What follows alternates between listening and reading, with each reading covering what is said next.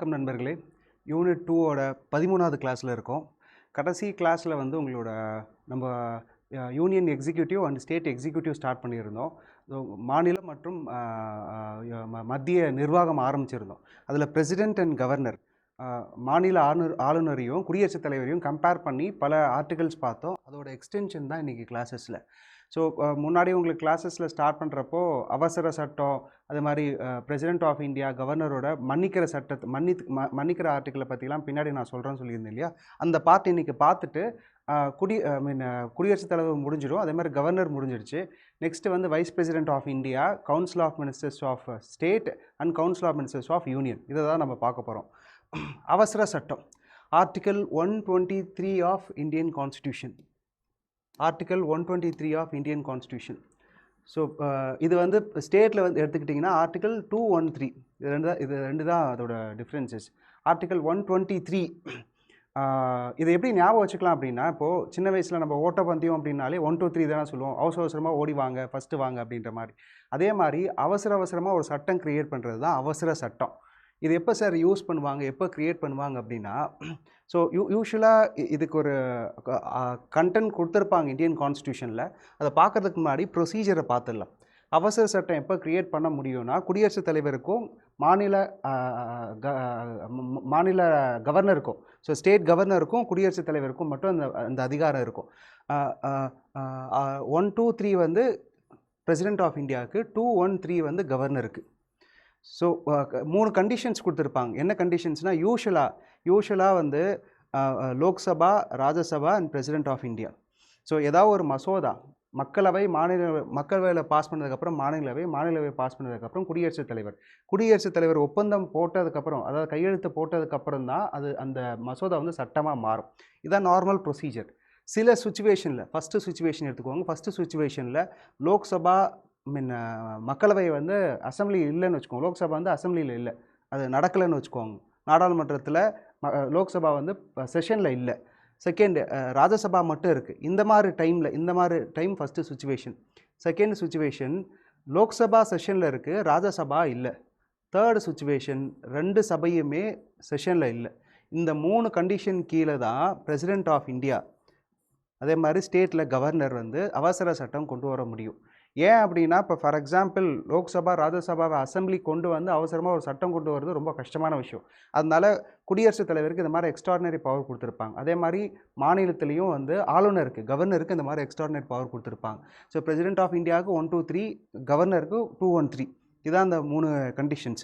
இது மாதிரி பார்லிமெண்ட் அசம்பிளியில் இருக்கிறப்போ, பர்டிகுலராக செஷனில் இருக்கிறப்போ, லோக்சபா அண்ட் ராஜ்யசபா ரெண்டுமே செஷனில் இருக்கிறப்போ பிரசிடென்ட் ஆஃப் இந்தியாவில் கொண்டு வர முடியாது, இந்த அவசர சட்டத்தை கொண்டு வர முடியாது.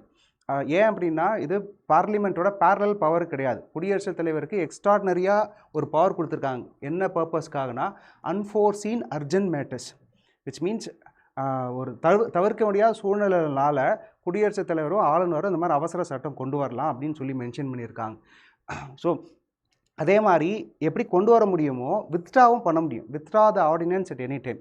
எப்போ வேணாலும் அந்த அவசர சட்டத்தை வாங்கலாம், ரிவோக் பண்ணிக்கலாம். அதுவும் வந்து இந்த அவசர சட்டம் கொண்டு வரதா இருக்கட்டும், இல்லை வாங்குதா இருக்கட்டும், ரெண்டுமே யாரோட ரெக்கமெண்டேஷனில் பண்ணுவாங்கன்னா, on the advice of council of ministers. Council of Ministers headed by the Prime Minister of India will aid and advise President of India. இதுதான் எப்பயுமே இருக்கும். ஆக்சுவலாக ஆர்டிகல் 74 மென்ஷன் ஆன மாதிரி எப்பயுமே இந்த ஆங்கிளில் தான் இருக்கும்.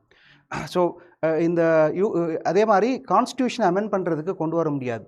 பிரசிடெண்ட்டால் எங்கே அவசர சட்டம் கொண்டு வர முடியும்னா, parliament, union list and concurrent list. So இப்போ நாடாளுமன்றத்தில் எங்கெங்கெல்லாம் சட்டம் ஏற்ற முடியுமோ அந்த சட்டத்தை வச்சு மட்டும்தான் குடியரசுத் தலைவரால் ஆர்டினன்ஸ் கொண்டு வர முடியும், அவசர சட்டம் கொண்டு வர முடியும்.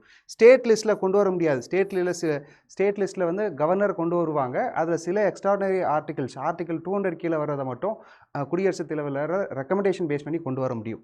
அதே மாதிரி கான்ஸ்டியூஷனை அமெண்ட் பண்ணுற ப்ரொசீஜரை வந்து ஆர்டினன்ஸாக கொண்டு வர முடியாது. ஆர்டினன்ஸ் ஒன்ஸ் அவசர சட்டமாக ஆர்டினன்ஸை இஷ்யூ பண்ணிட்டாங்க அப்படின்னா, அது எத்தனை நாளுக்குள்ளே பாஸ் பண்ணணும் பார்லிமெண்ட்டில். ஏன்னா இது வந்து அவசர சட்டம்ன்றது ஒரு டெம்பரரி பீரியடுக்கு தான் யூஸ் பண்ண முடியும். அதை வந்து ஒன்ஸ் அகெயின் நாடாளுமன்றம் கூட்டத்தொடர் ஆரம்பிக்கிறப்போ, செஷனில் வரப்போ செஷனில் வரப்போ அதை வந்து compulsory Lok Sabha and Rajya Sabha pass பண்ணி சட்டமாக மாற்றணும். ஸோ கொண்டு வர அவசர சட்டம் ஆர்டினன்ஸ் எடுத்து எவ்வளோ நாளுக்கு வேலிட் அப்படின்னா 6 வீக்ஸ் வரைக்கும். ஒன்ஸ் அசம்பிளி ஆரம்பிச்சு, அதாவது நாடாளுமன்ற கூட்டத்தொடர் ஆரம்பிச்சு பார்லிமெண்ட் செஷனில் வந்து 6 வீக்ஸ் வரைக்கும் தான், 42 டேஸ் வரைக்கும் தான் அது வேலிட். அதுக்குள்ளே லோக்சபா ராஜ்யசபா பாஸ் பண்ணணும். அப்படி இல்லைனா ராஜ்யசபா லோக்சபா வந்து டிஸ்அப்ரூவ் பண்ணணும். இல்லை அப்படின்னா இது வந்து சீஸ் டு ஆப்ரேட், அப்படின்னா அது செயலே இல்லாமல் போயிடும். ஸோ எப்படி நான் முன்னாடி உங்களை சொன்னனோ, ஆர்டிகல் 1, 2, 3 வந்து குடியரசுத் தலைவரோட அவசர சட்ட விதி. அதே மாதிரி ஆர்டிகல் 2, 1, 3 வந்து மாநில ஆளுநர், ஸ்டேட் கவர்னருக்கான இருக்கிற பவர்ஸ். நெக்ஸ்ட் பார்டனிங் பவர், மன்னிப்பு வழங்கும் அதிகாரம். ஆர்டிகல் 72 கீழே மன்னிப்பு வழங்கும் அதிகாரம். இது வந்து ஆக்சுவலாக இதோட எப்பயுமே வந்து 89 ஆட் பண்ணிக்கோங்க. அது வந்து ஆட் பண்ணிங்கன்னா உங்களோட 161 இது வந்து உங்களோட ஸ்டேட் கவர்னரோட மன்னிப்பு வழங்குகிற அதிகாரம். இந்த மாதிரி ஆட் பண்ணிக்கிட்டிங்கன்னா கொஞ்சம் ஈஸியாக இருக்கும். ஏதாவது ஒரு கவர்மெண்ட், ஸ்டேட் கவர்மெண்ட் ஒரு சென்ட்ரல் கவர்மெண்ட்டை ஞாபகம் வச்சுக்கோங்க. அதை வச்சு நீங்கள் பேரலாக கனெக்ட் பண்ணிக்கலாம். ஸோ குடியரசுத் தலைவருக்கு வந்து 5 மன்னிக்கிற அதிகாரத்தை பற்றி கான்ஸ்டியூஷனில் மென்ஷன் பண்ணியிருப்பாங்க. Pardoning power of president of India. First power வந்து பார்டன், மன்னிக்கிற அதிகாரம். செகண்ட் வந்து கம்யூட்டேஷன், தண்டனை மாற்றும் அதிகாரம். மூணாவது ஒன்று வந்து ரிமிஷன், தண்டனை குறைப்பு அதிகாரம். நாலாவது ஒன்று வந்து தாமதம் இல்லது ஒத்தி வைக்கிற அதிகாரம், ரெஸ்பெக்ட். அண்ட் அஞ்சாவது வந்து நிறுத்தி வைத்தல், ரிப்ரைவ். அஞ்சாவது வந்து நிறுத்தி வைக்கல. இது எல்லாமே இங்கிலீஷ் டேர்முக்கு அதுக்கான தமிழ் டேர்ம் இருக்குது. ஸோ பார்டனிங் அப்படின்னா ஃபார் எக்ஸாம்பிள் இது வந்து nature and term of the punishment. இப்போது ஃபார் எக்ஸாம்பிள் இப்போ வடிவேலுன்ற ஒரு பர்சனுக்கு டெத் பெனால்ட்டி கொடுத்துருக்காங்கன்னு வச்சுக்கோங்க. டெத் பெனால்ட்டி கொடுத்துருக்காங்க 7 இயர்ஸ் டேர்ம் கழிச்சு, 7 வருஷம் டேர்ம் கழிச்சு டெத் பெனால்ட்டி எக்ஸிக்யூட் பண்ணுங்கள், தூக்கு தண்டனை போடுங்கன்னு சொல்லியிருக்காங்க. இப்போ இது பார்டனிங் அப்படின்னா ஃபுல்லாகவே மன்னிச்சு அவங்கள அனுப்புறது. ஸோ இப்போ வடிவேலுன்ற ஒரு பர்சனை மொத்தமாக இந்த டெத் சென்டென்ஸும் வேண்டாம், 7 வருஷம் சிறை தண்டனையும் வேணான்னு சொல்லி ஃபுல்லாக மன்னிச்சு அனுப்புறது தான் ஃபஸ்ட்டு ஆப்ஷன், பார்டனிங் பவர். இது வந்து ஆக்சுவலாக பிரசிடெண்ட்டுக்கும் கவர்னருக்கும் நான் பின்னாடி நான் கம்பேர் பண்ணுறேன், இதை கவனிச்சிட்டே வாங்க. நெக்ஸ்ட் வந்து கம்யூட்டேஷன், தண்டனை மாற்றம். இது என்ன அப்படின்னா ஃபார் எக்ஸாம்பிள் கடுங்கால சிறை தண்டனை 7 வருஷம் கடுங்கால ரிகோரியஸ் இம்ப்ரெஸ்மெண்ட் அப்படின்னா என்ன அர்த்தம்னா 7 இயர்ஸ் ஆஃப் கடுங்கால சிறை தண்டனை. 7 வருஷம் கடுங்கால சிறை தண்டனை அப்படின்னு சொல்லுவாங்க. 7 வருஷன்றது டேர்ம், எத்தனை வருஷம் அவங்க ஜெயிலில் இருக்கணுன்றது. கடுங்கால சிறை தண்டனைன்றது நேச்சர், அவங்கள என்ன மாதிரி, அதாவது சிம்பிள் சாதாரண சிறை தண்டனையா இல்லை கடுங்கால சிறை தண்டனையா அப்படின்ற மாதிரி 2 கேட்டகரி இருக்கும். அந்த கேட்டகரி கீழே ரிகோரியஸ் இம்ப்ரெஸ்மெண்ட்டு. ஸோ இதில் கம்யூட்டேஷன் கீழே என்ன பண்ணுவாங்கன்னா இந்த நேச்சரை மாற்றுவாங்க. கடுங்கால சிறை தண்டனைலேருந்து சாதாரண சிறை தண்டனை அப்படின்ற மாதிரி நேச்சரை மாற்றுவாங்க. டேர்ம் அப்படியே தான் இருக்கும், 7 வருஷன்றது டேர்ம் அப்படியே தான் இருக்கும், நேச்சரை மாற்றுவாங்க. பட் ரெமிஷனில் என்ன ஆகும்னா அதுக்கு ஆப்போசிட், ரிகோரியஸ் இம்ப்ரெஸ்மெண்ட்டு கடுங்கால சிறை தண்டனை அப்படியே தான் இருக்கும். பட் இந்த டேர்மை வந்து குறைப்பாங்க. 7 வருஷத்தை 4 வருஷம் இல்லை 3 வருஷம், மோஸ்ட்லி 2 வருஷம் கம்மி பண்ணுவாங்க. அதான் ரெமிஷன் சொல்லுவாங்க. ரெமிஷன்னா தண்டனையை குறைக்கிறது. எத்தனை வருஷமாக அவங்க இருக்கிறாங்க ஜெயிலில், அதுக்கேற்ற மாதிரி தண்டனையை குறைக்கிறது. ரெஸ்பெக்ட் அப்படின்னா என்னென்னா யூஸ்வலாக அதை தாமதப்படுத்துறது இல்லை ஒத்தி வைக்கிறதுன்னு சொல்லுவாங்க. For example physical disabled people, இல்லை ப்ரெக்னென்ட் விமன், இந்த மாதிரி பீப்புள் ஒன்ஸ் ஜட்ஜ்மெண்ட் கொடுக்குறாங்கன்னு வச்சுக்கோங்க. ஜட்ஜ்மெண்ட் கொடுத்து ஒரு 3 இயர்ஸும் கொடுக்குறாங்கிறப்போ அவங்களோட அந்த டிசபிலிட்டி ஆர் ப்ரெக்னென்சியை பேஸ் பண்ணி ஒரிஜினல் அவார்டை கம்பேர் பண்ணுறப்போ ஸ்பெஷலாக சில விஷயத்தை தள்ளி வைக்கிறது, இல்லை ஒத்தி வைக்கிறது, இல்லை கம்மி பண்ணுறது. அண்ட் 5th ஒன்று வந்து ரெப்ரைவ், இதை வந்து நிறுத்தி வைத்தல்னு சொல்லுவாங்க. இது பர்டிகுலராக வந்து யூஸ்வலாக எதுக்காக யூஸ் பண்ணுவாங்கன்னா, இப்போது பிரசிடென்ட் ஆஃப் இந்தியா கிட்ட ஒரு பார்டனிங் பெட்டிஷன் ஃபைல் பண்ணியிருக்காங்க, இல்லை கவர்னர்கிட்ட ஒரு பார்டனிங் பெட்டிஷன் ஃபைல் பண்ணியிருக்காங்க. ஸோ அவர் வந்து முடிவு எடுக்கிற வரைக்கும், ஆளுநரும் குடியரசுத் தலைவரும் முடிவு எடுக்கிற வரைக்கும் அந்த தண்டனையை ஒத்தி வைங்க அப்படின்ற மாதிரி கொடுக்கறது தான் இது. ஆக்சுவலாக டெம்பரரி பீரியடுக்கு யூஸ் பண்ணுவாங்க. இதுதான் 5வது ஒன்று. ஸோ குடியரசுத் தலைவருக்கும் ஆளுநருக்கும் இருக்கிற வித்தியாசம், இந்த மன்னிக்கிற அதிகாரத்தில் குடியரசுத் தலைவரால் எதெல்லாம் பண்ண முடியுமா, கோர்ட் மார்ஷல் சென்ட்ரல் லா, இங்கே வந்து ஸ்டேட் லா, இங்கே வந்து மெயினாக ஸ்டேட் லா தான் இருக்கும். ஸோ மெயினாக ஸ்டேட் லா. இங்கே என்ன இருக்காது அப்படின்னா மார்ஷல் கோர்ட் இருக்காது, மிலிட்ரி கோர்ட் இருக்காது. Court martial or military court இருக்காது. அதே மாதிரி இங்கே எல்லாமே பண்ணுறது எல்லாமே ஸ்டேட் லாஸ் பேஸ் பண்ணி இருக்கும். State laws or concurrent list அப்படின்னா நாடாளுமன்ற சட்டம் இயற்றுறது வந்து உங்களோட பிரசிடென்ட் ஆஃப் இந்தியா. தமிழ்நாடு சட்டசபை பண்ணுறது வந்து கவர்னர் கீழே வரும். இதில் மோஸ்ட் இம்பார்ட்டன்ட் பாயிண்ட் அப்படின்னா டெத் சென்டென்ஸ் இருக்கு இல்லையா, தூக்கு தண்டனை இருக்கு இல்லையா, இந்த தூக்கு தண்டனத்துக்கு கம்ப்ளீட்டாக மன்னிக்கிற அதிகாரம் யாருக்கு கிடையாதுன்னா கவர்னருக்கு கிடையாது. அதே மாதிரி கம்ப்ளீட்டாக மன்னிக்கிற அதிகாரம் கிடையாதுன்னா தூக்கு தண்டனையை வந்து கவர்னர் நினச்சாங்கன்னா கம்யூட்டேஷன் பண்ண முடியும், கவர்னர் நினச்சாங்கன்னா ரெமிஷன் பண்ண முடியும், இந்த மற்ற நாளும் பண்ண முடியும். தூக்கு தண்டனையை மொத்தமாக மன்னிக்கிற அதிகாரம் யாருக்கு கிடையாதுன்னா கவர்னருக்கு கிடையாது, ஆளுநருக்கு கிடையாது. ஸோ இது எல்லாமே உங்களுக்கு தமிழ் வெர்ஷன் அதுக்கேற்ற மாதிரி போட்டிருக்கேன். நினைக்கிற ஸ்டூடெண்ட்ஸ் வந்து இதை யூஸ் பண்ணிக்குவாங்க உங்களோட ரிவிஷன் பர்பஸ்க்காக. ஸோ இப்போது இந்த part over president and governor over, அதோட கம்பேரிசன் அதோடு சேர்ந்து லெஃப்டினன்ட் கவர்னர். ஏன்னா இது தனியாக உங்களுக்கு யூனியன் டெரிட்டரிஸ் கீழே வரும். யூனியன் டெரிட்டரிஸ் வந்து சிலபஸில் கிடையாது. பட் இந்த பார்ட் எப்பயாவது கேள்வி கேட்டாங்கன்னா அந்த கம்பேரிசன் ஞாபகம் வச்சுக்கோங்க. நெக்ஸ்ட் பார்ட் வந்து நம்ம குடியரசுத் தலைவர் வைஸ் பிரசிடென்ட் ஆஃப் இந்தியாவை பார்க்க போகிறோம், குடியரசு துணைத் தலைவரை வந்து பார்க்க போகிறோம். அந்த கம்பேரிசனை பார்த்துட்டு தென் நெக்ஸ்ட் கண்டென்ட்குள்ளே போகலாம். ஸோ இதில் குடியரசுத் தலைவருக்கு மினிமம் ஏஜ் வந்து பார்த்தீங்கன்னா 35. அதே மாதிரி இந்த 4 பேருக்குமே மினிமம் ஏஜ் வந்து 35 இயர்ஸ். ஸோ அதே மாதிரி லோக்சபா உறுப்பினராக ஆவறதுக்கு தகுதி இருக்கணும்னு சொல்லியிருப்பாங்க. எந்த நபரால் குடியரசுத் தலைவர் எலெக்ஷனில் நிற்க முடியும், பிரசிடென்ட் ஆஃப் இந்தியா எலெக்ஷனில் நிற்க முடியும் அப்படின்னா 35 வயசு மட்டும் இல்லாமல் லோக்சபா எலெக்ஷனில் நிற்கிறதுக்கு எல்லா தகுதியும் இருக்கணும் அப்படின்ற மாதிரி சொல்லியிருப்பாங்க. அதே மாதிரி துணை குடியரசுத் தலைவர் வைஸ் பிரசிடென்ட் ஆஃப் இந்தியாவுக்கு ராஜ்யசபா, இங்கே லோக்சபா இங்கே ராஜ்யசபா. இதில் ஸ்ட்ரெஸ் பண்ணி நான் இன்னொரு வார்த்தை சொல்கிறேன், ராஜ்யசபா உறுப்பினராக இருக்கணும்னு அவசியம் கிடையாது, இருக்கக்கூடாது. ஆக்சுவலாக ராஜ்யசபா எலெக்ஷனில் நிற்கிறதுக்கு எல்லா தகுதியும் இருக்கிற ஒரு நபராக தான் இருக்கணும். ஆக்சுவலாக அதுதான் மக்களவை உறுப்பினருக்கு ஆகிறதுக்கு எல்லா தகுதியும் இருக்கணும். இங்கே மாநிலவை உறுப்பினர் ஆகிறதுக்கு எல்லா தகுதியும் இருக்கணும். கவர்னர் இவங்க 2 பேருமே அப்பாயிண்டட் தான், கவர்னரும் லெஃப்டினன்ட் கவர்னரும். லெஃப்டினன்ட் கவர்னர் வந்து யூனியன் டெரிட்டரிஸ்க்கு போடுவாங்க, கவர்னர் வந்து ஸ்டேட்டுக்கு போடுவாங்க, ஸ்டேட் அந்தஸ்து இருக்கிற மாநிலத்துக்கு போடுவாங்க. நெக்ஸ்ட்டு இதில் எங்கேயுமே மேக்ஸிமம் ஏஜ் சொல்லியிருக்க மாட்டாங்க. இப்போ supreme court, CJI, human rights commission head இதுக்கெல்லாம் மேக்ஸிமம் ஏஜ் இருக்கும், எதுக்குமே மேக்ஸிமம் ஏஜ் இருக்காது. இவங்களோட பொசிஷன் வந்து நாமினல் ஹெட்டு.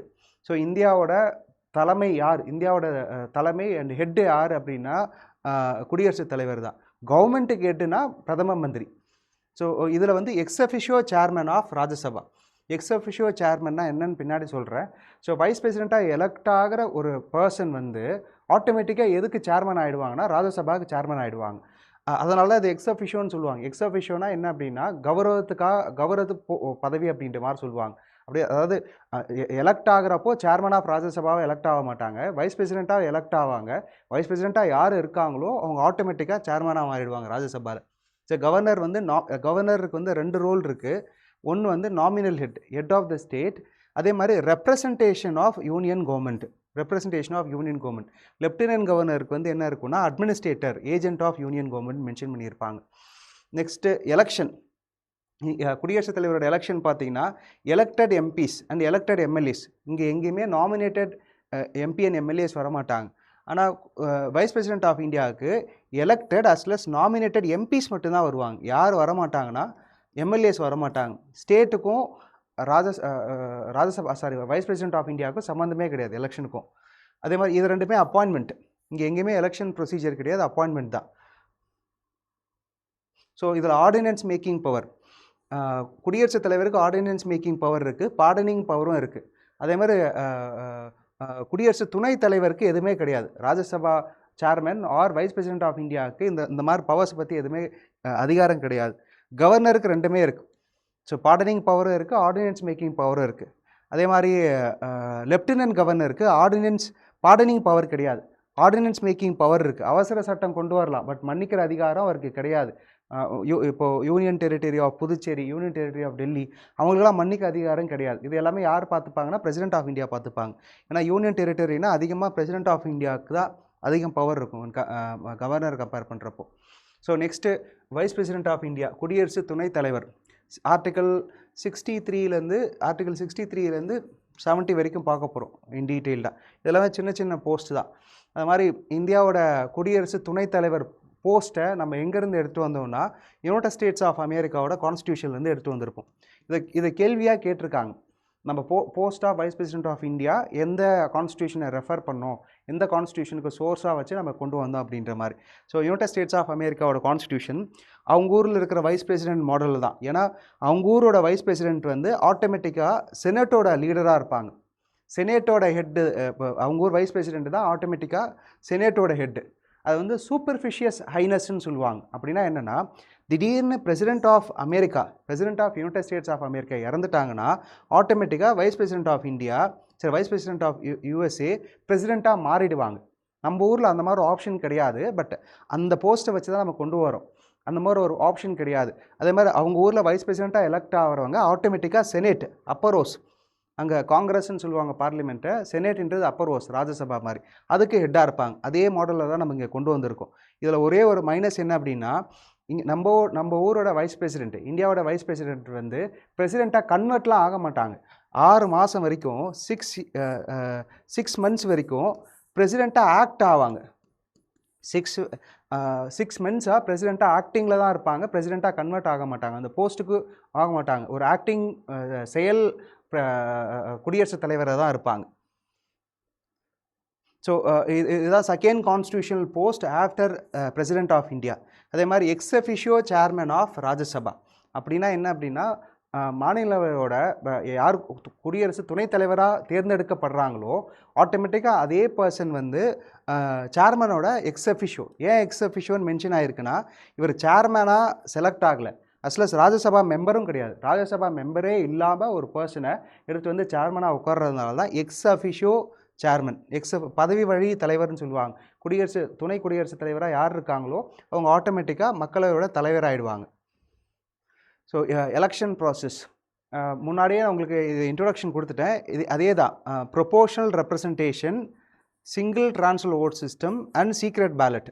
ஸோ விகிதச்சார பிரதிநிதித்துவ தத்துவப்படி மாற்றத்தக்க ஒற்றை வாக்கெடுப்புப்படி ரகசிய வாக்கெடுப்பின் படி தான் இவங்க அப்பாயிண்ட் பண்ணுவாங்க, எலெக்ட் பண்ணுவாங்க. எலெக்ஷன் ஆஃப் வைஸ் பிரசிடென்ட்டுக்கு ஒரு எலக்டோரல் காலேஜ் இருக்குது. யார் இருப்பாங்கன்னா அதில் members, elected and nominated members of Lok Sabha, elected and nomination members of Rajya Sabha. மக்களவை மற்றும் மாநிலங்களோட தேர்ந்தெடுக்கப்பட்ட அதே மாதிரி நியமிக்கப்பட்ட பிரதிநிதிகள் 2 பேருமே இருப்பாங்க. Next eligibility condition. இதை முன்னாடியே உங்களுக்கு சொல்லிட்டேன். 2 பேருமே இந்திய குடிமகனாக இருக்கணும். அதே மாதிரி மோர் தென் 35 இயர்ஸ். 2 பேருமே இந்த ஆஃபீஸ் ஆஃப் ப்ராஃபிட்ன்ற ஒரு ஆப்ஷன் வரும். இது முன்னாடியே எக்ஸ்பிளைன் பண்ணது தான். இவருக்கு லோக்சபான்னு வரும், இவருக்கு ராஜ்யசபான்னு வரும். அதாவது to be elected to Lok Sabha Rajya Sabha அப்படின்னா பிரசிடென்ட் வந்து லோக்சபா மெம்பரெலாம் இருக்க தேவையில்லை. பட் லோக்சபா எலெக்ஷனுக்கு இருக்கிற குவாலிஃபிகேஷன் வேணும். அதே மாதிரி இவருக்கு ராஜ்யசபா எலெக்ஷனுக்கான குவாலிஃபிகேஷன் வேணும். நெக்ஸ்ட் வேக்கன்சி இந்த ஆஃபீஸ். ஆர்டிக்கல் 68 கீழே பதவி காலியாக போகுது. அவரோட பதவி காலியாகிறப்போ யார் வருவாங்க அப்படின்ற மாதிரி ஆப்ஷன் இருக்குது. எதனால் பதவி காலி ஆகும்னா, முதல் ஆப்ஷன் வந்து ராஜினாமா பண்ணுறது, ரெசிக்னேஷன். ஃபஸ்ட்டு வந்து ரெசிக்னேஷன், எனக்கு இந்த பதவி பிடிக்கலன்னு சொல்லி ராஜினாமா பண்ணுறது. 2வது வந்து பதவியிலேருந்து நீக்கிறது. இப்போ மக்களவையில் வந்து ஒரு தீர்மானம் எட்டு வந்து இவரை நீக்கிறாங்கன்னு வச்சுக்கோங்க, இவரை பதவியிலேருந்து படிக்கிறோம், இந்த மாதிரி ராஜ்யசபா சேர்மனை போஸ்ட்லேருந்து நாங்கள் தூக்குறோம் அப்படின்ற மாதிரி ஒரு டிஸ்குவாலிஃபிகேஷன் கொண்டு வராங்கன்னு வச்சுக்கோங்க, அது ரிமூவல். 3வது வந்து ஆக்சிடெண்ட்டாக இறந்துடுறாரு, பதவியில் இருக்கிறப்ப இறந்துடுறாங்கன்னு வச்சுக்கோங்க, அது 3வது. 4வது ஒன்று வந்து உச்சநீதிமன்றம், supreme court of India. So supreme court of India தான் president of India as well as vice president of India. 2 பேரோட எலெக்ஷன் டிஸ்பியூட்ஸ், இப்போது தேர்தலை பேஸ் பண்ணி ஏதாவது சந்தேகம் இருக்குது அப்படின்னா பிரசிடென்ட்டுக்கும் வைஸ் பிரசிடென்ட்டுக்கும் யார் டிசைட் பண்ணுவாங்கன்னா சுப்ரீம் கோர்ட் ஆஃப் இந்தியா. உச்சநீதிமன்றம் தான் வந்து தேர்தல் பேஸ் பண்ணி சந்தேகம் இருந்துச்சுன்னா டிசைட் பண்ணுவாங்க. இன்கேஸ் உச்சநீதிமன்றம் குடியரசு துணைத் தலைவரோட தேர்தல் வந்து செல்லாதுன்னு ஜட்ஜ்மெண்ட் கொடுக்குறாங்கன்னா 4வது ஆப்ஷன், அப்போ பதவி வந்து காலியாகிடும். இந்த டைமில் யார் இருப்பாங்க அப்படின்னா, ஆல்மோஸ்ட் இந்த டைமில் யார் ஆக்டிங்காக இருப்பாங்கன்னா, இந்த புது எலெக்ஷன் வைக்கிற வரைக்கும், புது எலெக்ஷன் இருக்கும் deputy chairman of Rajya Sabha. So மக்களவையோட துணைத் தலைவர் தான் வந்து இதுக்கு அந்த எலெக்ஷன் வச்சு முடிகிற வரைக்கும் அவங்க தான் வந்து டெம்பரவரி போஸ்ட்டில் சேர்மனாக இருப்பாங்க. Next powers and functions of vice president of India, அவரோட ஃபங்க்ஷன்ஸ். ஸோ முன்னாடியே சொன்ன மாதிரி ஃபஸ்ட்டு ஃபங்க்ஷன் என்ன, ex officio chairman of Rajya Sabha. So யூஎஸோட வைஸ் பிரசிடென்ட்டுக்கு பெருசாக ஜாப் ரோல் கிடையாது. அவங்களோட ரோல் என்ன அப்படின்னா, வைஸ் பிரசிடெண்ட்டாக எலெக்ட் ஆகிற பர்சன் செனேட்டோட தலைவராக இருப்பாங்க, லீடராக இருப்பாங்க. இன்கேஸ் யுனைடெட் ஸ்டேட்ஸ் ஆஃப் அமெரிக்காவோட பிரசிடென்ட் வந்து ராஜினாமா பண்ணுறாரு, இல்லை எதாச்சும் இறந்துடுறாருன்னு வச்சுக்கோங்க. இந்த மாதிரி சுச்சுவேஷனில் வைஸ் பிரசிடென்ட் ஆஃப் யூஎஸ்ஏ வந்து பிரசிடெண்ட்டாக மாறிடுவாங்க, கன்வெர்ட் ஆகிடுவாங்க. அதுக்காக தான் அந்த போஸ்ட்டே க்ரியேட் பண்ணுது. கண்டினியூஷன், பிரசிடென்ட்னு ஒரு பர்சன் திடீர்னு இறந்துட்டாருன்னா அவருக்கு பதிலாக இவங்க வந்து பிரசிடெண்ட்டாக ஆகிடுவாங்கன்னு சொல்லி அந்த ஒரு கண்டினியூஷன் ஆஃப் பொலிட்டிக்கல் போஸ்ட்டுக்காக தான் க்ரியேட் பண்ணது தான் vice president of United States of America. அதே மாடலில் தான் நம்மளும் க்ரியேட் பண்ணியிருப்போம். அதனால தான் இந்த வைஸ் பிரசிடென்ட் ஆஃப் இந்தியாவை சூப்பர்ஃபிஷியஸ் ஹைனஸ்ன்னு சொல்லுவாங்க. அதாவது பொலிட்டிக்கல் கண்டினியூட்டிக்காக திடீர்னு இந்தியாவில் இருக்கிற பிரசிடென்ட்டுக்கு எதார்ச்சியாக இறந்துடுறாருன்னு வச்சுக்கோங்க, இல்லை அப்படின்னா ரிசைன் பண்ணிடுறாருன்னு வச்சுக்கோங்க. அந்த மாதிரி டைமில் வைஸ் பிரசிடென்ட்னு ஒரு போஸ்ட் இருந்தால் தான் பொலிட்டிக்கலாக கண்டினியூ பண்ண முடியும். இந்தியாவோட ஹெட்டு பிரசிடென்ட்ன்ற ஒரு போஸ்ட்டை கண்டினியூ பண்ண முடியும். அதுக்காக க்ரியேட் பண்ணது. ஸோ அவர் வைஸ் பிரசிடெண்ட்டாக எலெக்ட் ஆகிட்டாங்க, பட் அவருக்கு எந்த ரோலும் கொடுக்காமல் இருக்க முடியாது இல்லையா? அதனால் ராஜ்யசபாவுக்கு சேர்மனாக ஒரு போஸ்ட்டை ஹோல்ட் பண்ணுவாங்க. ஸோ அவர் பிரசிடெண்ட்டாக இருக்கிறப்போ ராஜ்யசபா சேர்மனாக இருக்க மாட்டாங்க. அது பிரசிடெண்ட்டாக ஆக்ட் ஆகிறப்போ வைஸ் பிரசிடென்ட் வந்து ராஜ்யசபா சேர்மனாக இருக்க மாட்டாங்க. பவர்ஸ் அண்ட் ஃபங்க்ஷன் வந்து சிமிலர் டு ஸ்பீக்கர். மக்களவையோட சபாநாயகர் இருக்காங்க இல்லையா, அவரோட பவர்ஸும் இவங்க பவர்ஸும் சேம். ஸோ அவரை எப்படி ரிமூவ் பண்ண முடியும்னு சொல்லி பிரசிடென்ட் ஆஃப் இந்தியாவுக்கு ஸ்பெசிஃபிக்கான ஒரு ஆர்டிக்கல்லே மென்ஷன் பண்ணியிருப்பாங்க. பட் வைஸ் பிரசிடென்ட் ஆஃப் இந்தியாவுக்கு இந்தியன் கான்ஸ்டிடியூஷனில் கிரவுண்டே மென்ஷன் பண்ணலை. பிரசிடென்ட் ஆஃப் இந்தியாவுக்கு வந்து வைலேஷன் ஆஃப் இந்தியன் கான்ஸ்டியூஷன் ஒரு கிரவுண்ட் மென்ஷன் பண்ணியிருப்பாங்க. பட் வைஸ் பிரசிடென்ட்டுக்கு கிரவுண்டே மென்ஷன் பண்ணியிருக்க மாட்டாங்க. ப்ரொசீஜர் மட்டும் கொடுத்துருப்பாங்க. அது என்ன ப்ரொசீஜர்னால், ராஜ்யசபாவில் வேறு மாதிரி இருக்கும், லோக்சபாவில் வேறு மாதிரி இருக்கும். ராஜ்யசபா அண்ட் லோக்சபா யூஸ்வலாக இப்போது குடியரசு துணைத் தலைவரை ரிமூவ் பண்ணுறதுக்கு எங்கே தீர்மானம் நிறைவேற்றணும் அப்படின்னா மாநிலவையில் ராஜ்யசபாவில் தான். ஏன்னா ராஜ்யசபாவோட சேர்மனாக தான் அவர் இருக்கார். ஸோ அங்கே வந்து என்ன பண்ணுவாங்கன்னா, ஒரு தீர்மானம் கொண்டு வருவாங்க. இந்த மாதிரி Rajya Sabha chairman vice president of India வந்து நாங்கள் ரிமூவ் பண்ண போகிறோம்னு சொல்லி ஒரு தீர்மானம் கொண்டு வருவாங்க. தீர்மானம் கொண்டு வந்தப்போ 14 நாள் நோட்டீஸ் கொடுக்கணும். அதாவது 2 வாரம் வந்து நோட்டீஸ் கொடுப்பாங்க. பிரசிடென்ட்டுக்கும் அந்த 2 வாரம் வரும், நோட்டீஸ் கொடுப்பாங்க. இந்த மாதிரி உங்களை நாங்கள் பதவியிலேருந்து தூக்க போகிறோம், நீங்கள் அதுக்கு பதில் சொல்லுங்கன்னு சொல்லி ஒரு 2 வாரம் நோட்டீஸ் கொடுப்பாங்க. இன்கேஸ் அவர் எதுவுமே பதில் சொல்லலை, அவர் கொடுத்த பதில் வந்து சபைக்கு வந்து சரியாக படலை அப்படின்னா அவங்க வந்து ஒரு தீர்மானம் பாஸ் பண்ணுவாங்க. அந்த தீர்மானம் தான் எஃபெக்டிவ் மெஜாரிட்டி. இதை நான் உங்களுக்கு டைப்ஸ் ஆஃப் மெஜாரிட்டி நடத்துகிறப்போ சொல்லியிருந்தேன். எஃபெக்டிவ் மெஜாரிட்டினா என்ன அப்படின்ட்டு. டெட் அண்ட் டிஸ்குவாலிஃபைடு மட்டும் ரிமூவ் பண்ணிவிடுவாங்க.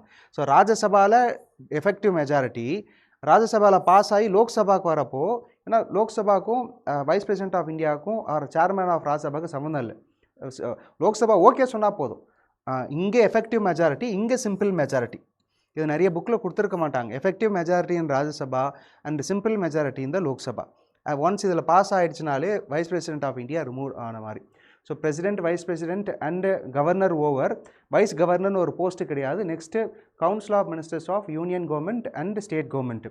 ஸோ மத்திய அமைச்சரவை மற்றும் மாநில அமைச்சரவை, அப்புறம் prime minister of India and chief minister of the state. இது நாலத்தை தான் நம்ம கம்பேர் பண்ண போகிறோம். 75 74 ஏற்கனவே நடத்தியாச்சு, லாஸ்ட் கிளாஸில் நடத்தியாச்சு. அதனால் இப்போ நான் 75லேருந்து ஆரம்பிக்கிறேன், இந்த பகுதியிலேருந்து ஆரம்பிக்கிறேன். Article 75 of Indian constitution. இந்த ஆர்டிகல் 75 கீழே என்ன மென்ஷன் பண்ணியிருப்பாங்கன்னா, president shall appoint prime minister of India. அவ்வளோதான் மென்ஷன் ஆகிருக்கும். ஸ்பெசிஃபிக்காக யாரை அப்பாயிண்ட் பண்ணுன்றதெல்லாம் சொல்லியிருக்க மாட்டாங்க. ஏன்னா இந்த ஆர்டிக்கிளை நம்ம எங்கேருந்து எடுத்துகிட்டு வந்திருக்கோம்னா, யுனைடெட் கிங்டம், இங்கிலாண்டோட பிரிட்டன் அன்ரிட்டன் கான்ஸ்டியூஷன்லேருந்து ரெஃபரன்ஸ் எடுத்துகிட்டு வந்திருப்போம். அதில் ஒரு பார்லிமெண்ட்ரி கன்வென்ஷன் ஃபாலோ பண்ணுறாங்க, நாடாளுமன்ற வழக்கு ஒன்று ஃபாலோ பண்ணுறாங்க. அதை நம்ம பின்னாடி பார்ப்போம். ஸோ இதுக்கு முன்னாடி பிரசிடென்ட் வந்து head of the state, prime minister வந்து head of the government. So மத்திய அரசாங்கத்தோட தலைவர் யாருன்னு பார்த்தீங்க அப்படின்னா, ஹெட் அப்படின்னு பார்த்தீங்கன்னா பிரதம மந்திரி. இந்தியாவோட ஹெட் யாருன்னு பார்த்தீங்கன்னா பிரசிடென்ட் ஆஃப் இந்தியா, குடியரசுத் தலைவர். இப்போது அந்த பார்லிமெண்ட்ரி கன்வென்ஷனை என்னென்னு பார்க்கலாம். இதை வந்து இந்தியன் கான்ஸ்டியூஷனில் யாரை வந்து பிரைம் மினிஸ்டர் அப்பாயிண்ட் பண்ணணும்னு சொல்லி ஆர்டிகல் 74 கீழேயோ 75 கீழேயோ மென்ஷன் பண்ணியிருக்க மாட்டாங்க. ஸோ மொத்தமாக லோக்சபாவில் 543 எம்பிஸ் இருக்காங்க. இது யூஸ்வலாக பார்லிமெண்ட்ரி கன்வென்ஷன் என்ன அப்படின்னா, வழக்கமாக நாடாளுமன்றம் எங்கெங்கெல்லாம் இருக்கோ அங்கே ஃபாலோ பண்ணுற கன்வென்ஷன் என்ன அப்படின்னா, இது யூகேலேருந்து நம்ம கொண்டு வந்திருக்கோம். பட் முக்கால்வாசி நாடாளுமன்றம் நிறைய இடத்துல நாடால் பார்லிமெண்ட் இருக்கு இல்லையா, பார்லிமெண்ட்ரி ஃபார்ம் ஆஃப் டெமோக்ரஸி, அவங்க யூஸ்வலாக இந்த ஐடியா தான் ஃபாலோ பண்ணுவாங்க. ஸோ ஒரு சபையோட மெஜாரிட்டி, ஒரு சபையில் மெஜாரிட்டி வந்த கட்சியோட தலைவரை தான் பிரைம் மினிஸ்டரை அப்பாயின்ட் பண்ணுவாங்க. இதுதான் பார்லிமெண்ட்ரி கன்வென்ஷன் 272+. இந்த ப்ரொசீஜரை இந்தியன் கான்ஸ்டியூஷனில் எங்கேயுமே எழுதியிருக்க மாட்டாங்க. எந்த பார்ட்டி மெஜாரிட்டிக்கு வராங்களோ அந்த பார்ட்டி தான், மெஜாரிட்டினா மோர் தென் 50% வரவங்கள தான் வந்து அதோட தலைவரை தான் பிரைம் மினிஸ்டர் அப்பாயின்ட் பண்ணுவாங்க. இதுதான் ஆர்டிகல் 75 கீழே மென்ஷன் ஆயிருக்கு. Next, when no party has a clear majority. So இந்த மாதிரி ஸ்பெசிஃபிக்காக பார்லிமெண்ட் கான்ஸ்டியூஷனில் மென்ஷன் பண்ணலை. ஏதாவது எந்த கட்சிக்குமே பெரும்பான்மை கிடைக்கலன்னு வச்சுக்கோங்க. ஸோ 543 எந்த கட்சி, இதில் பார்த்தீங்கன்னா எந்த கட்சிக்குமே வந்து பெரும்பான்மை கிடைக்கல. இந்த மாதிரி டைமில் இதுவும் ஒரு பார்லிமெண்ட்ரி கன்வென்ஷன் தான். ஆக்சுவலாக இந்த பார்லிமெண்ட்ரி கன்வென்ஷன், பட் இதை சுப்ரீம் கோர்ட்டும் டைரக்ஷன் கொடுத்துருக்காங்க. இந்த கேசஸில் சுப்ரீம் கோர்ட் என்ன டைரக்ஷன்ஸ் கொடுத்துருப்பாங்கன்னா, so as per the supreme court directions as well as parliamentary convention, largest party of the Lok Sabha, largest party or largest coalition இந்த லோக்சபா. ஸோ ஒரு எந்த கட்சியுமே பெரும்பான்மை வரல, பட் அதிக நம்பர் ஆஃப் சீட்ஸ் எந்த கட்சியை வாங்கியிருக்காங்களோ இந்த கவுண்டில் பார்க்குறப்ப அந்த அந்த அந்த அந்த கட்சியோட தலைவருக்கோ இல்லை அந்த கூட்டணி கட்சியோட தலைவரை தான் பிரசிடென்ட் ஆஃப் இந்தியா கூப்பிட்டு, நீங்கள் உங்களை பிரைம் மினிஸ்டர் அப்பாயின்ட் பண்ணுறேன், அதுக்கப்புறம் நீங்கள் ஓட் ஆஃப் கான்ஃபிடென்ஸ், ஸோ உங்கள் மேலே நம்பிக்கை இருக்கிறதுக்காக ஒரு தீர்மானத்தை கொண்டு வாங்கன்னு சொல்லுவாங்க. அதாவது 272 பேர் ஓட்டு போட்டால் தான் உங்களால் பிரைம் மினிஸ்டர் ஆக்க முடியும். இங்கெல்லாம் அந்த மாதிரி ஆப்ஷன் கிடையாது. 272 வந்தாலே அந்த கட்சிக்கு மெஜாரிட்டி இருக்குன்னு அர்த்தம். அதெல்லாம் ப்ரூவ் பண்ணணும்னு அவசியம் கிடையாது. இங்கே ட்ரஸ்ட் ஓட்டுன்னு சொல்லுவாங்க. உங்களை நான் பிரைம் மினிஸ்டர் அப்பாயின்ட் பண்ணிட்டேன், நீங்கள் எனக்கு ட்ரஸ்ட் ஓட்டு நீங்கள் ப்ரூவ் பண்ணுங்கள், உங்களுக்கு நான் அதை நான் அப்புறம் கண்டினியூ பண்ண விடுறேன் அப்படின்னு சொல்கிற மாதிரி ஒரு ஆப்ஷன்ஸ் இருக்கும். இதெல்லாம் சுப்ரீம் கோர்ட் சொன்னது. பார்லிமெண்ட்ரி கன்வென்ஷன்ஸ் இருக்குது, but supreme court of India various judgment கீழே கொடுத்துருப்பாங்க. ஒரு பர்சனை பிரைம் மினிஸ்டர் அப்பாயின்ட் பண்ணிவிட்டு, அதுவும் leader of largest party or coalition party base பண்ணி பிரைம் மினிஸ்டர் அப்பாயின்ட் பண்ணிவிட்டு, அதுக்கப்புறம் நீங்கள் எனக்கு ஃப்ளோர் டெஸ்ட் எடுங்க, அதாவது அந்த லோக்சபாவில் ப்ரூவ் பண்ணுங்கள் எனக்கு வந்து 272 பேர் இருக்கிறாங்க அப்படின்ற மாதிரி.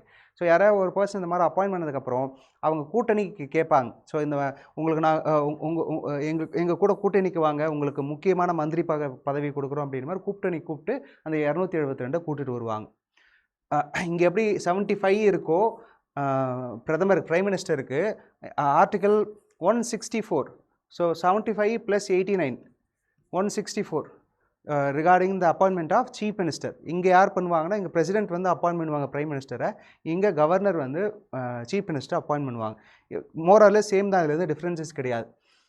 ஸோ உங்கள் இங்கிலீஷ்லேயும் தமிழ்லையும் இங்கிலீஷ்லையும் டீட்டெயில்டாக போட்டிருக்கேன் படிக்கிறதுக்காக. இதில் ஏதாவது டவுட் இருந்துச்சுன்னா நீங்கள் கமெண்ட்டில் கேளுங்க, நான் எக்ஸ்பிளைன் பண்ணுறேன். So next article appointment of prime minister of India. Prime மினிஸ்டரை யார் அப்பாயின்ட் பண்ணுவாங்க அப்படின்னா பிரசிடென்ட் ஆஃப் இந்தியா. அதே மாதிரி சீஃப் மினிஸ்டரை governor of the state. So first வந்து பிரைம் மினிஸ்டர் அப்பாயின்ட் பண்ணுவாங்க. ஸோ பிரைம் மினிஸ்டர் அப்பாயின்ட் பண்ணுவாங்க. Then prime minister of India ஒரு ரெக்கமெண்டேஷன்ஸ் கொடுப்பாங்க. ஃபார் எக்ஸாம்பிள், இவங்கெல்லாம் என்னோட கேபினெட் மினிஸ்டர்ஸ், இவங்கெல்லாம் என்னோட கவுன்சில் ஆஃப் மினிஸ்டர்ஸில் எனக்கு வேணும்னு சொல்லி ஒரு ரெக்கமெண்டேஷன் பிரசிடென்ட் ஆஃப் இந்தியா கொடுப்பாங்க. அந்த ரெக்கமெண்டேஷனை பேஸ் பண்ணி தான் கவுன்சில் ஆஃப் மினிஸ்டர்ஸை அப்பாயின்ட் பண்ணுவாங்க. ஸோ இதை ஒரு எர்லியர் டேஸஸில் என்னென்னா கவுண்ட் நிறைய கொடுக்க ஆரம்பிச்சிட்டாங்க. கூட்டணி கட்சி அதிகமாக இருக்கிறதுனால இஷ்டத்துக்கு நிறைய மினிஸ்டர்ஸ் கொடுக்க ஆரம்பிச்சிருப்பாங்க. அப்போது சுப்ரீம் கோர்ட் ஆஃப் இந்தியா ஒரு ஜட்ஜ்மெண்ட் கொடுத்துருப்பாங்க. அந்த ஜட்ஜ்மெண்ட் பேர் தேவையில்லை, அந்த ஜட்ஜ்மெண்ட்டை பேஸ் பண்ணி கான்ஸ்டிடியூஷனல் அமெண்ட்மெண்ட் ஆக்ட் கொண்டு வந்திருப்பாங்க. அதாவது 15% of Lok Sabha, 15% of the Lok Sabha, இதை வந்து 15% ஆஃப் த கரஸ்பாண்டிங் ஹவுஸ்ன்னு சொல்லியிருப்பாங்க. லோக்சபா கிடையாது, 15% ஆஃப் த லோக்சபா. இங்கே லோக்சபா இருக்கிறதுனால இங்கே லோக்சபா எடுத்துக்கிட்டேன். 15% ஆஃப் லோக்சபா பார்த்தீங்கன்னா 15% ஆஃப் 543, அரௌண்ட் 83+ வரும், இந்த ரேஞ்சில் வரும், 83. So Indian council of ministers எவ்வளோ மேக்ஸிமம் இருக்க முடியும்னா 83. 15 இப்போ தமிழ்நாடு எடுத்துக்கிட்டிங்கன்னா 15% of Tamil Nadu state legislative assembly. So 15% of 234.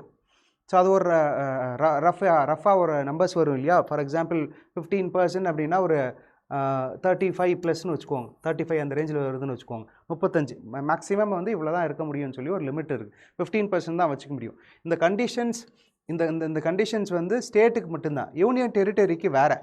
For example union territory of டெல்லிக்கு 10%. யூனியன் டெரிட்டரி ஆஃப் பாண்டிச்சேரிக்கு 10%.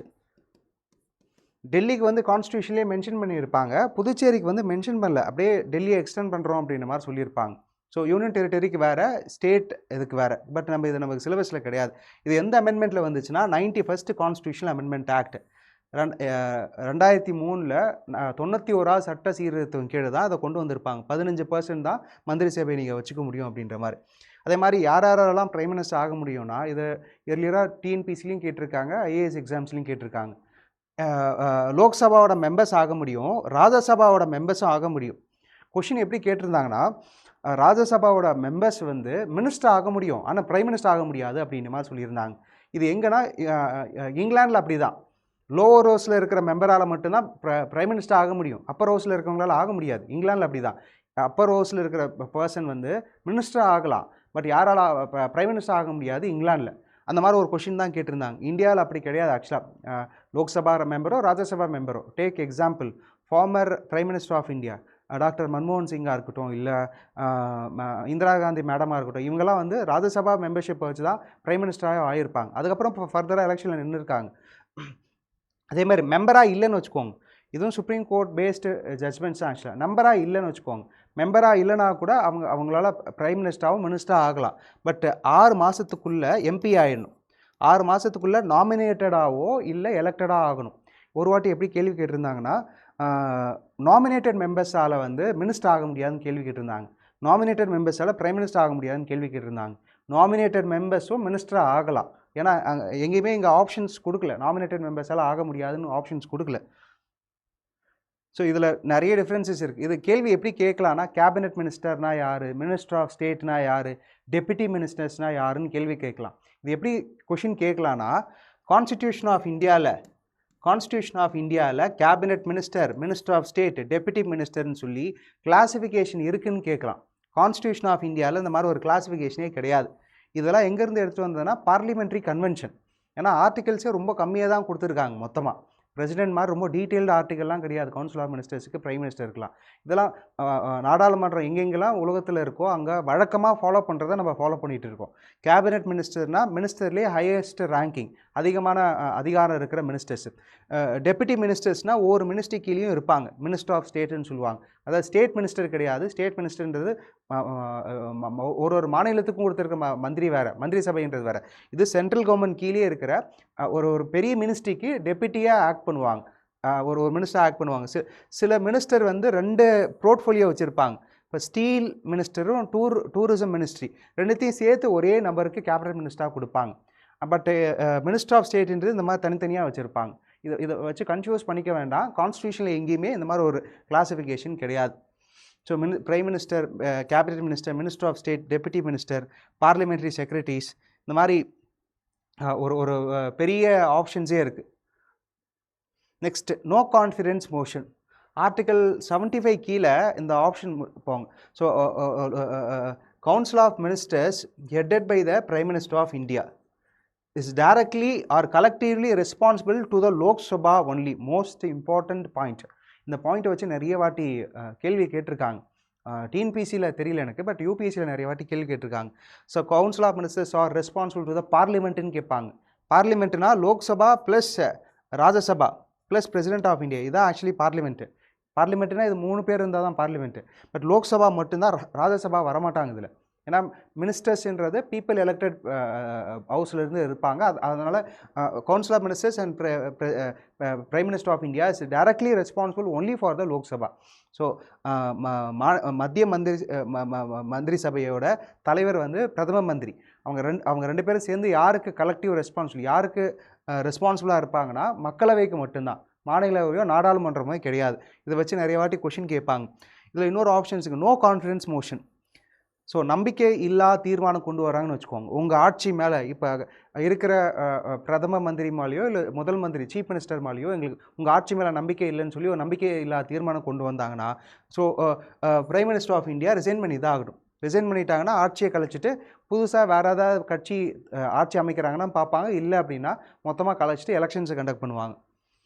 ஸோ இது மாதிரி பிரைம் மினிஸ்டர் ஆஃப் இந்தியா வந்து எது எதுக்கெலாம் லீடராக இருப்பாங்கன்னா, இந்த பார்ட் மட்டும் உங்களுக்கு தமிழில் ஆட் பண்ணி நான் ஷேர் பண்ணுறேன். இப்போது எக்ஸ்பிளைன் பண்ணுறதுக்காக உங்களுக்கு இங்கிலீஷில் எக்ஸ்பிளைன் பண்ணுறேன்.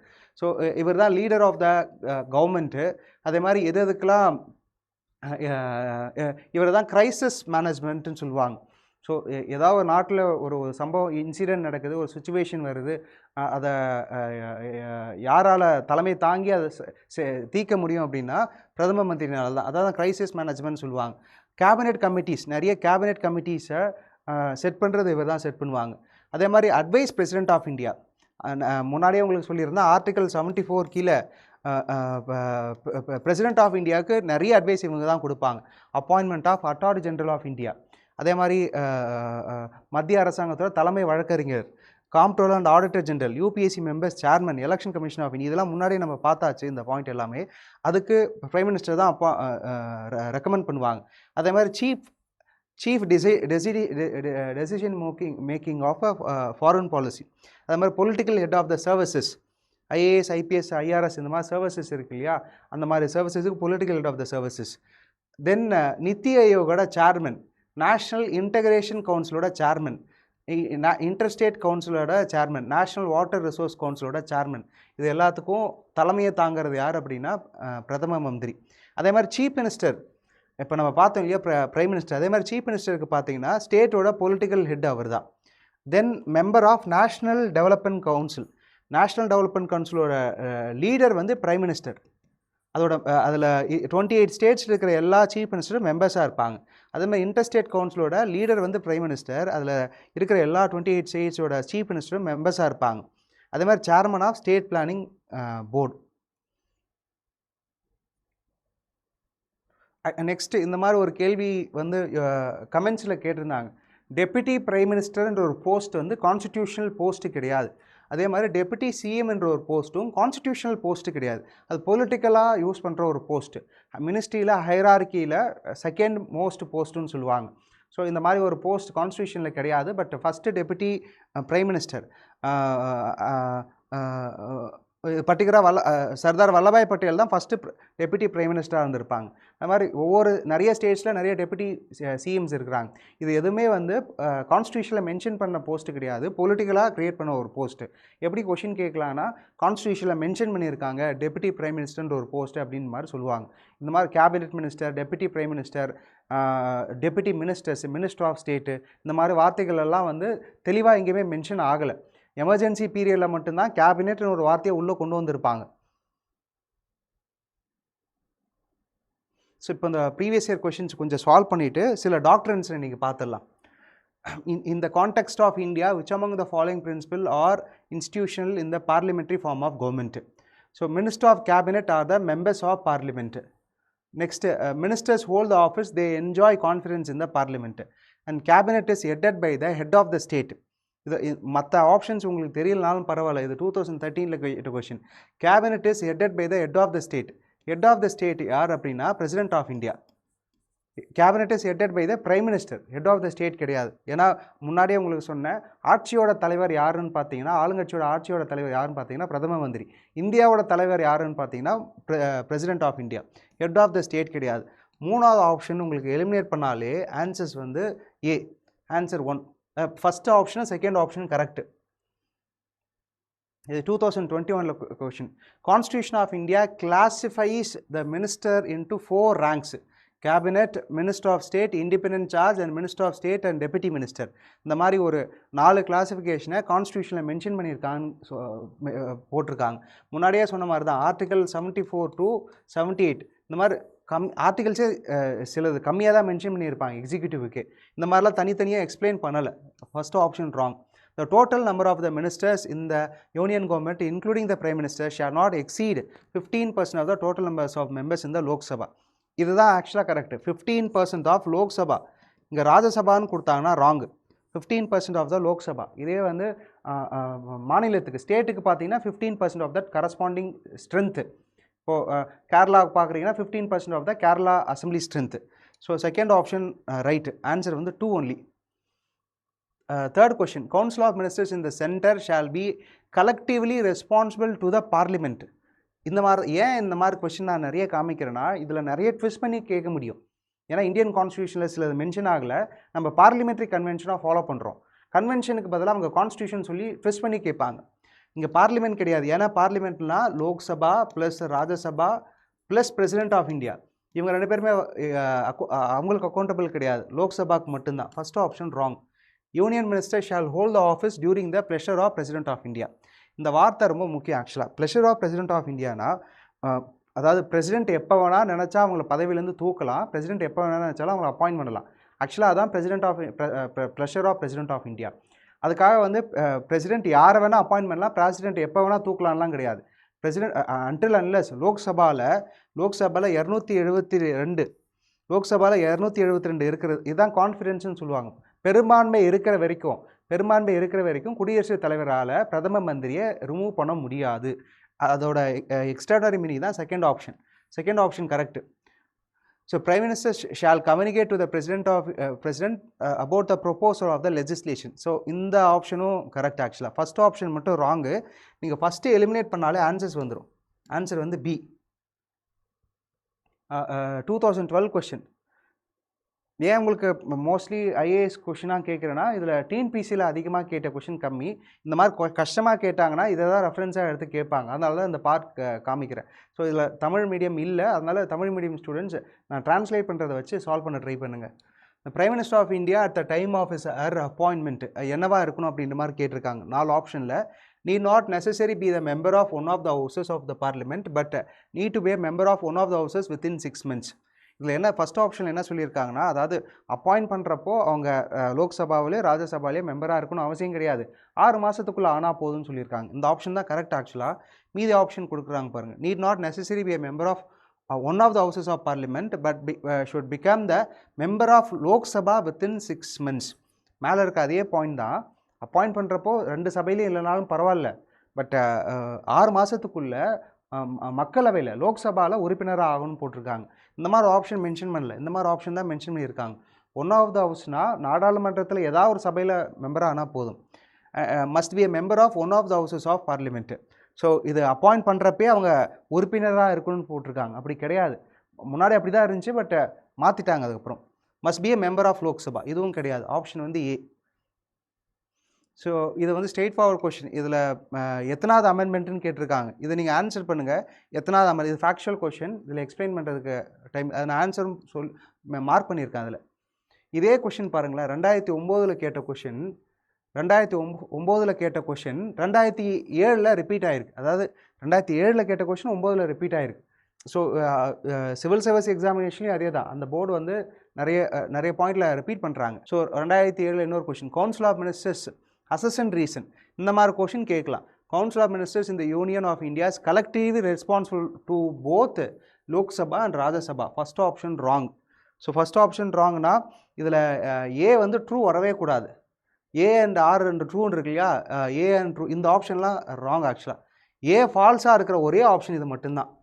ஈவன் நம்ம செகண்ட் ஆப்ஷன் தெரியலனாலும் பரவாயில்ல, ஏ ஃபால்ஸாக இருக்கிற ஒரே ஆப்ஷன் இது மட்டும்தான். ஸோ மற்ற ரீசன் பார்க்கலாம்.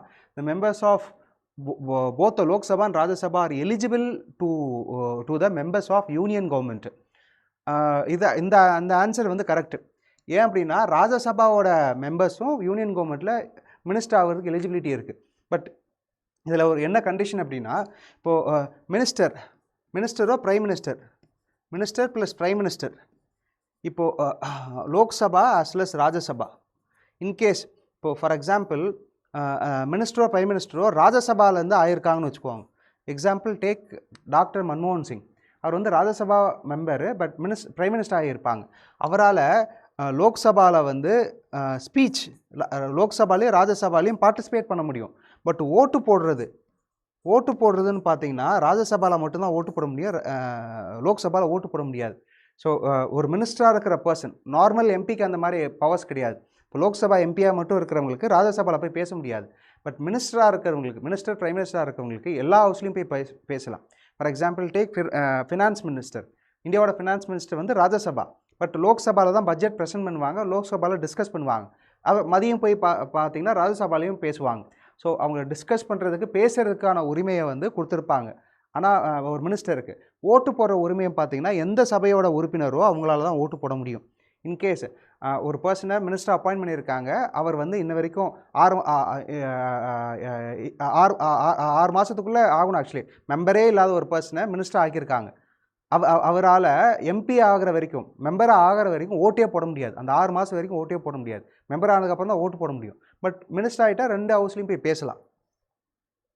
ஸோ இப்போது சில doctrines, previous year questions over, next doctrines. 2 doctrine ஒரு 3 டாக்ட்ரின் மட்டும் இப்போ சொல்லிட்டு போகிறேன். ஏன்னா டாக்ட்ரின் வச்சு கொஷின் கேட்டாலும் நீங்கள் பதில் பண்ணுன்றதுக்காக.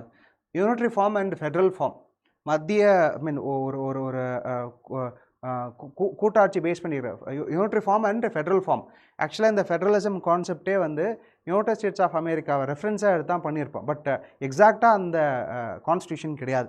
So unitary form of government அப்படின்னா இந்தியாவுக்கு ஒரே ஒரு அரசாங்கம் மட்டும்தான் இருக்குது. ஃபெட்ரல் ஃபார்ம்னா 2 அரசாங்கம். ஸோ மத்திய அரசாங்கம், national government and state government, மாநில அரசாங்கம் ரெண்டுமே இருக்கும் ஃபெட்ரல் ஃபார்ம்னா. ஸோ யூனிட்ரி ஃபார்ம்னா ஒரே கவர்மெண்ட் தான். ஃபெட்ரல் ஃபார்ம்னா 2 கவர்மெண்ட் இருக்கும். National government for national importance, state government for regional importance. இதை தனியாக வந்து டிவிஷன் ஆஃப் பவர்ஸ் கீழே டிவைட் பண்ணியிருப்பாங்க. டிவிஷன் ஆஃப் பவர்ஸ் இதுதான் வந்து ஆக்சுவலாக 7th ஷெட்யூல் கீழே வச்சுருப்பாங்க. டிவிஷன் ஆஃப் பவர்ஸ் தான் 7th ஷெட்யூல் கீழே வச்சுருப்பாங்க. Union list, state list and concurrent list. So ஒன்றிய பட்டியல், மாநில பட்டியல் மற்றும் பொதுப்பட்டியல். ஒன்றிய பட்டியலில் யாரால் சட்டம் ஏற்ற முடியும்னா நாடாளுமன்றத்தால் சட்டம் ஏற்ற முடியும். இந்தியா ஃபுல்லாக வந்து ஸ்பெசிஃபிக்காக ஒரு சட்டம் கொண்டு வர்றதுக்காக, தேசிய முக்கியத்துவம் கொண்ட ஒரு சட்டம் கொண்டு வரணும் அப்படின்னா அது ஒன்றிய பட்டியலில் வச்சுருப்பாங்க. இப்போ மாநில பட்டியலில் எதெல்லாம் இருக்குன்னா, ஃபார் எக்ஸாம்பிள் ராஜஸ்தானுக்கும் தமிழ்நாட்டுக்கும் ஒரே மாதிரியான அக்ரிகல்ச்சர் பாலிசி கொண்டு வர முடியாது. ஏன்னா அது ரீஜன் ஸ்பெசிஃபிக். வேளாண்மை, விவசாயம், அக்ரிகல்ச்சர் எல்லாமே ரீஜன் ஸ்பெசிஃபிக். அதனால் அந்த ரீஜனுக்கு தேவையான விஷயத்தை எல்லாமே மாநில பட்டியலில் வச்சுருப்பாங்க. பர்டிகுலராக அக்ரிகல்ச்சர் பேஸ்டு, அதுக்கப்புறம் அந்த ரீஜனுக்கு என்ன ஸ்பெசிஃபிக்காக தேவையோ அந்த மாதிரி ஐட்டம்ஸ் எல்லாமே. ஸோ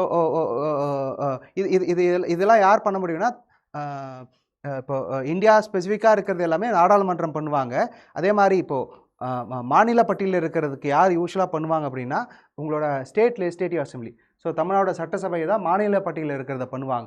கன்கரண்ட் லிஸ்ட், பொதுப்பட்டியல் பார்த்தீங்கன்னா பொதுப்பட்டியலில் நாடாளுமன்றம்னாலும் சட்டம் ஏற்ற முடியும், அதே மாதிரி தமிழக சட்டசபையாலும் சட்டம் ஏற்ற முடியும். ரெண்டுத்துக்கும் கான்ஃப்ளிக்ட் வரப்போ நாடாளுமன்ற சட்டம் தான் வந்து சூப்பர் சீட் பண்ணும் அப்படின்ற மாதிரி ஒரு ஆப்ஷன்ஸ் கொடுத்துருப்பாங்க. அது சென்ட்ரல் ஸ்டேட் ரிலேஷன்ஸ் உள்ளே நம்ம போக வேண்டாம். So union list, state list and concurrent list, இந்த மாதிரி ஒரு 3 ஆப்ஷன் இருக்கு இல்லையா, இதெல்லாம் தான் அந்த லிஸ்ட்டு. யூனியன், ஸ்டேட் லிஸ்ட்டு என்னென்ன ஐட்டம்ஸ் இருக்குன்றது மாதிரி. ஸோ இதை வச்சு தான் நம்ம இந்த டாக்ட்ரின்ஸ் பார்க்க போகிறோம். அதனால் பேசிக் இன்ட்ரோடக்ஷன் மட்டும் கொடுத்துட்டேன்.